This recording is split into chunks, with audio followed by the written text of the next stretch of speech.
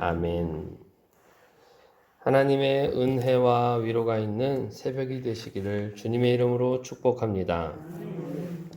오늘 본문은 방언에 대한 말씀입니다.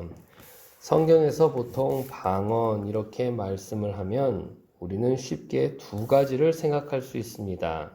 하나는 방언, 말 그대로 다른 나라 말입니다. 영어나 일본어, 중국어 같은 외국말, 그것이 방언입니다. 또 하나는 소위 영적인 말이라고 할 수 있는 그 어떤 것이죠. 영어나 일본어, 중국어, 이런 거 하실 수 있는 분 있잖아요. 그런데 또 기도하다가 혀가 말리거나 입술이나 혀 뿌리가 떨리면서 나오는 소위 영적인 말을 하실 수 있는 분도 있으실 것입니다. 고린도 교회에 있는 교인들도 다 그와 같은 방언을 했지요. 그런데 문제가 무엇이었는가 하면 그것이 외국말이든 영적인 말이든 그 어떤 말이든 간에 다른 사람들은 그 말 뜻이 뭔지 모른다는 것에 있습니다. 내가 방언으로 열심히 기도를 해도 다른 사람은 그 뜻이 뭔지 알 길이 없는 것이죠. 제가 방언으로 설교를 한다고 생각해 보십시오.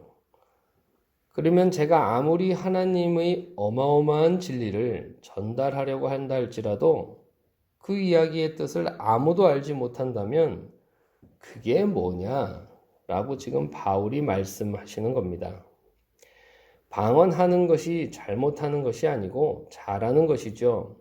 그렇지만 바울은 교회란 함께 하나님의 나라로 가기까지 서로 돕고 서로 사랑하며 서로 하나님의 말씀을 추구해야 하는 공동체이기 때문에 개인의 덕을 세우는 좋은 방언, 그보다 더 좋은 것을 사모해라 라고 말씀하십니다. 그게 무엇인가요? 예언이죠. 예언은 하나님의 말씀을 알아듣게 이야기하는 겁니다. 그러니 방언과 예언 가장 큰 차이는 방언이 자기 덕을 세우고 예언이 교회의 덕을 세운다는 점입니다. 바울이 강조했던 남의 유익을 구하는 태도, 그것도 결국 방언을 하는 이 태도에도 적용이 되는 것이죠. 우리는 사랑을 추구하는 사람들 아니겠습니까?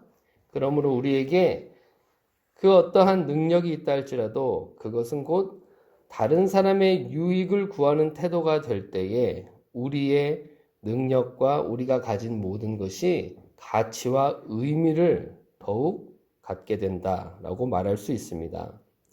방언이 무익한 것은 아니지만 대표 기도를 하면서 알 수 없는 말로 길게 기도하는 것보다는 모든 사람이 알 수 있는 말로 조리 있게 하나님의 말씀과 그 뜻을 기도한다면 훨씬 유익하겠죠.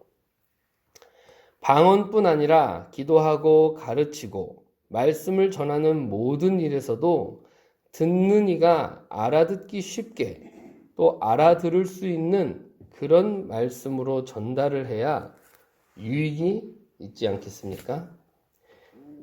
제가 지금 무슨 말씀을 드리는지 다 이해하시죠? 그러면 제가 잘한다는 거예요. 이렇게 알아듣게 하라는 겁니다. 대표 기도하시면서 방언 안 하시죠? 그럴 필요가 없다라는 것이죠. 제가 다른 사람보다 많이 알고 있다. 내가 생각하는 것이 더 깊고 더 좋은 거고 더 능력 있고 더 가치 있는 것이라고 생각하고 그 모든 내용들을 어려운 신학책에 나오는 용어들을 사용해 가면서 전달한다면 유익하시겠어요? 언제 유익할까요? 듣는 분들도 그 어려운 것들을 알아듣고 더 깊은 곳으로 간다. 그러면 우리가 다 유익합니다. 그러므로 우리는 서로가 서로에게 알아들을 수 있도록 애를 써야겠죠. 내가 권사님을 사랑하는 마음을 알아들을 수 있도록 이야기를 해야겠죠. 알아들을 수 있도록 행동을 해야 됩니다. 그래야 알지요. 그런 것처럼 하나님께서 우리에게 주신 삶은 정말 심플하고 간단하고 또한 어려운 것이 아닌데 사람은 그것을 어렵게 했다라고 하나님께서 말씀하셨습니다. 제가 다른 사람보다 12가지 방언을 더한다 그래서 설교 중간에 방언을 섞으면 유익하겠습니까? 알아듣지 못하고 어떤 생각을 하시겠어요? 저 사람은 방언을 12가지나 해. 라며 나랑은 다른 사람처럼 생각이 되시겠죠? 누가 그랬다는 겁니까? 바울이 그랬다는 거예요. 바울은 방언을 더 많이 했답니다. 근데 자기는 안 했대잖아요, 방언을. 1만 마디 방언보다 5마디 알아듣는 말을 하겠다는 거예요. 참 귀한 분이시죠. 왜 그러는가? 하나님께 받지 않은 게 뭐냐 이겁니다. 우리가 모두 하나님께 받았다라면, 그렇다면 다른 사람보다 내가 더 낫다, 내가 더 받았다, 내가 더 무엇하다라고 자랑할 것이 뭐가 있을까요? 이렇게 지금 바울은 얘기하는 겁니다. 나에게 있는 것, 그것이 돈이든 방언이든 시간이든 무엇이든 간에 교회에 유익이 된다라면 감사한 마음으로 사용하면 되겠지요. 그런데 내가 가지고 있는 것이 오히려 교회에 덕을 끼치지 못하고 해를 준다면 내가 가진 것이 아무리 좋은 것이라도 절제하고 쓰지 말고 나타내지 말고 아무도 모르게 더 나아가 버릴 수도 있는 것이 그리스도인의 삶이다라고 바울은 이야기합니다. 그러므로 우리가 좋은 것을 받은 것도 좋은 것이지만 그 좋은 것을 내가 우리 교회를 위하여 하나도 사용하지 않는다고 할지라도 그게 좋은 때가 있다는 겁니다. 바울이 그런 사람이었다. 지금 스스로가 이야기합니다. 하나님 아버지께서 이제 그만 되었다라고 우리에게 말씀하시며 이제 세상의 삶을 마치고 하나님의 안식에 들어오라 라고 하시기 전까지는 우리는 이 땅에서 어떻게 살아야 합니까? 내가 이렇게 하는 것이 저 사람에게 유익이 될까? 내가 이렇게 생각하는 것이 하나님께 도움이 될까? 내가 이러는 것이 교회에 덕이 될까?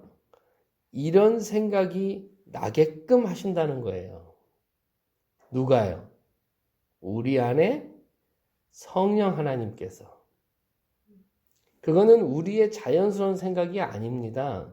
우리는 뽐내고 싶고 자랑하고 싶고 우리는 내가 다른 사람보다 더 낫고 좀 다르다라는 걸 보여주고 싶은 욕망이 있어요.